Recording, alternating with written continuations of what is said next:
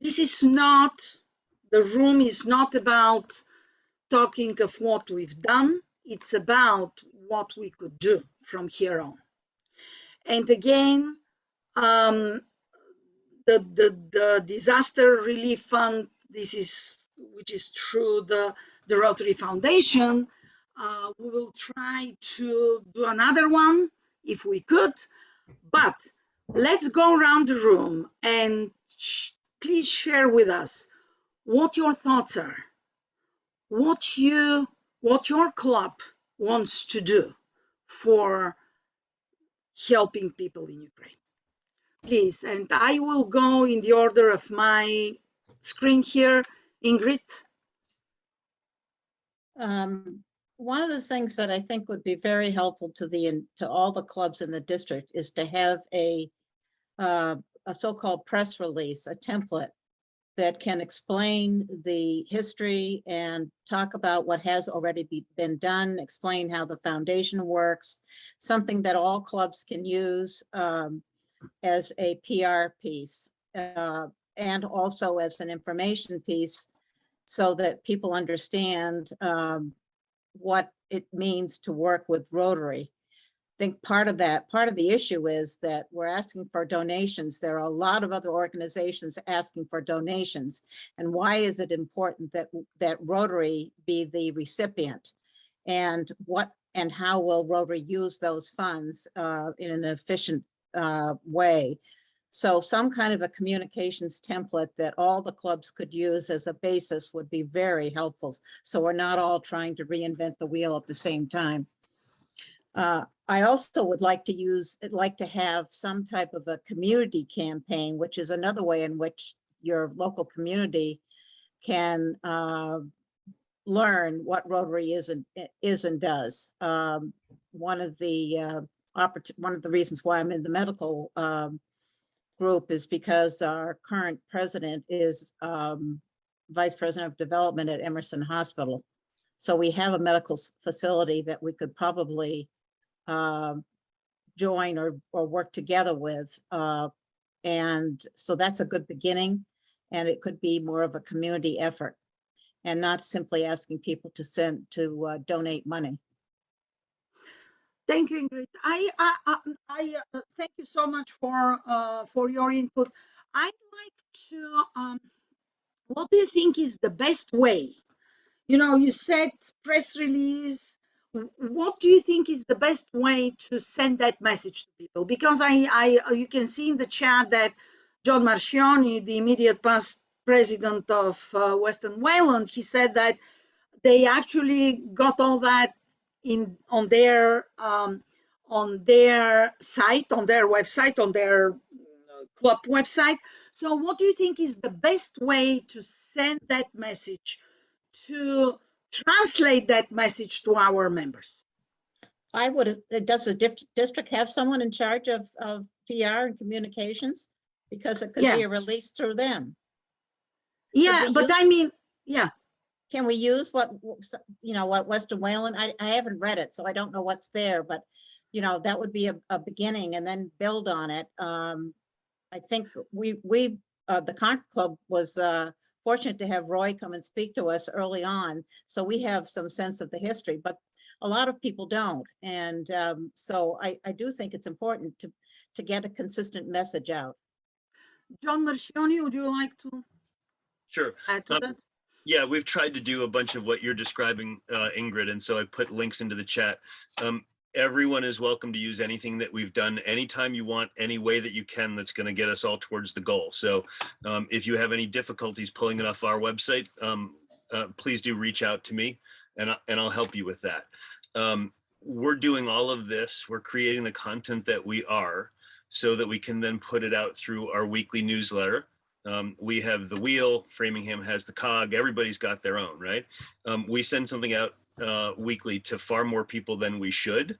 We're willing to risk people unsubscribing, but we've got about 800 plus in our database, and we message them every single week.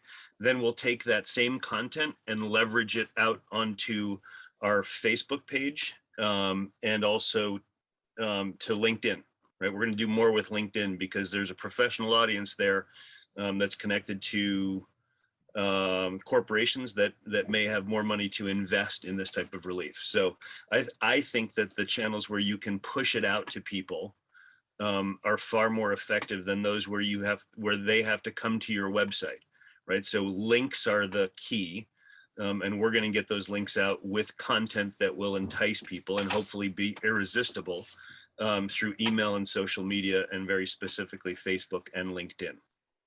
When you say a newsletter, is that your club newsletter or a community newsletter? It is our club newsletter. It's weekly? It's weekly, sent out through Club Runner. I think we may have the distinction of being the most aggressive users of Club Runner for email purposes in the district. Don't tell Club Runner. Okay, thank you. Thank you, John. Thank you, Ingrid. Thank you. Anyone else, or shall I go in order of my screen? Let's say Mark from Natick. Sure. How are we doing, everyone? So we have a few events coming up. Like all Rotary clubs, we find interfacing with the community and FaceTime to tell them what Rotary is all about is kind of the best way to spread the word. We have 3 ways in which we're meeting and engaging with the community. We have a couple upcoming events. One's going to be on May 1st for an Earth Day event, a cleanup event that we're kind of piggybacking on, but we plan on having a booth there to have some more information around how folks can donate. This is a great cause, so we'll look to get some immediate donation booths there so that they can make a donation, scan QR codes, things of that nature. We also have a bike race coming up in June that we're going to do a lot of the same. So both of those events probably will hopefully yield around 500 attendees or so that we're going to look to get, that word out. We'll also be, we have a newly formed Interact Club at our high school.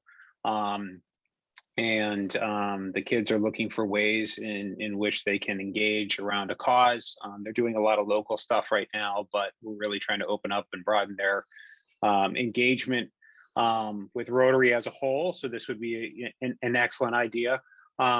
We have donations that have been approved by our board, and we're just matching our happy dollars pretty much for the last few months to that donation, and looking to raise as much as possible. But really getting the word out on social, all of our digital channels, and then in person as much as we can. Thank you, Mark. And I just want to thank you so much. Again, when I did my short presentation for the Rotary Foundation Disaster Fund, I mentioned that all donations that are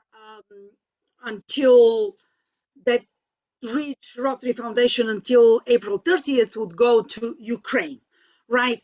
But those are for the grants that the districts around the world will apply for. So there is another option, and I wanna emphasize on that. There is another option. We do have, I know some of the clubs, they are 501c3 for their tax purposes, but some of them are not. So our district, we do have a charity fund, and it is a 501c3. So if your club does not have a status of 501c3, you can send the money that you've raised, you fundraised, to the charity fund of our district. And I will send you, after tonight's meeting, I will send you all the participants tonight. I will send you an information of how you can do that.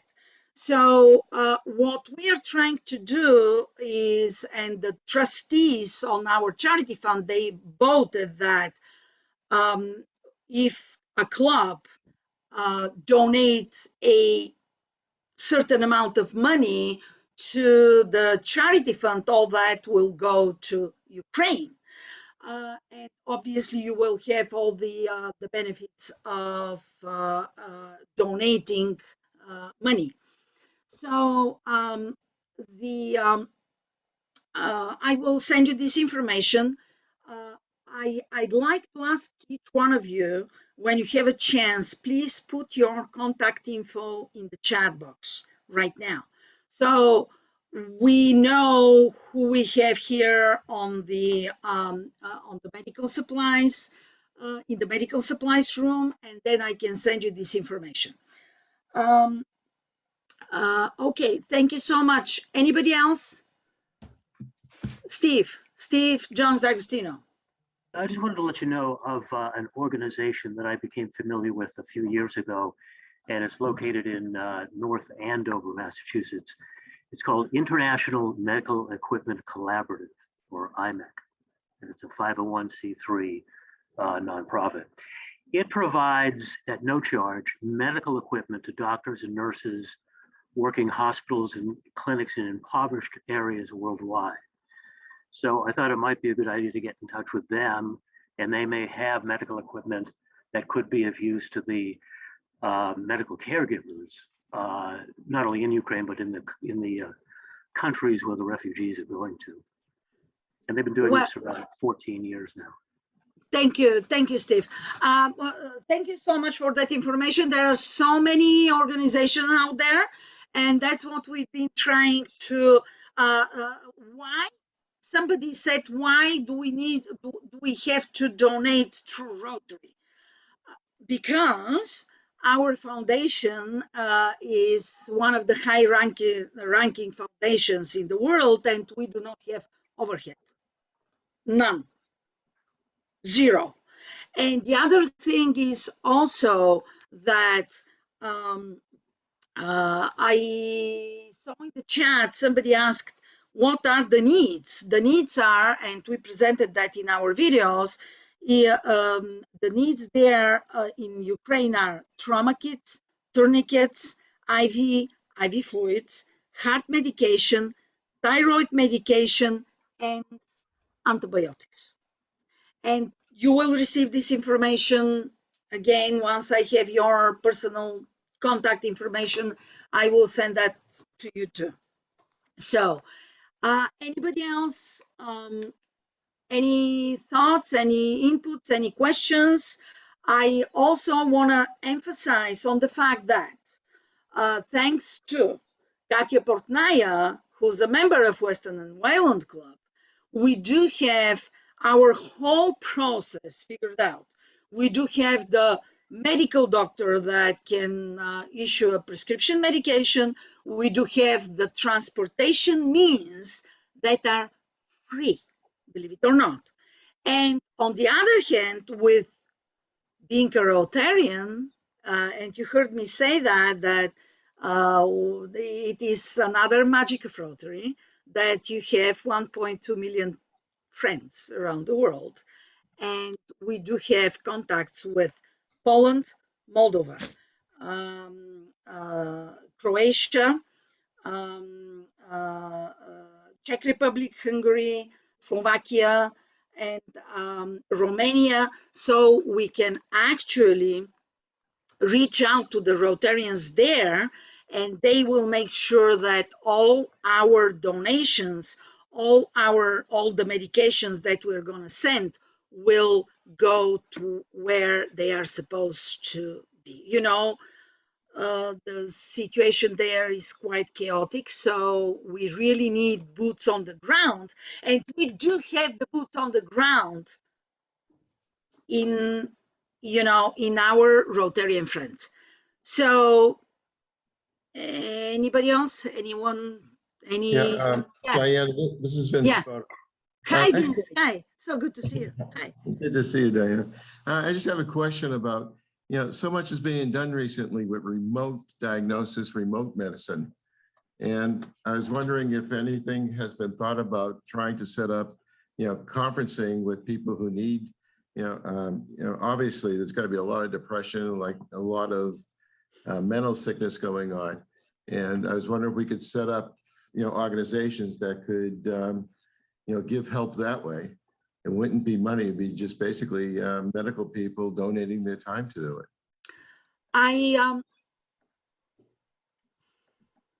I'm sorry, I'm a little emotional about that because we are talking with our friends in Ukraine, our Rotarian friends in Ukraine, Mhm.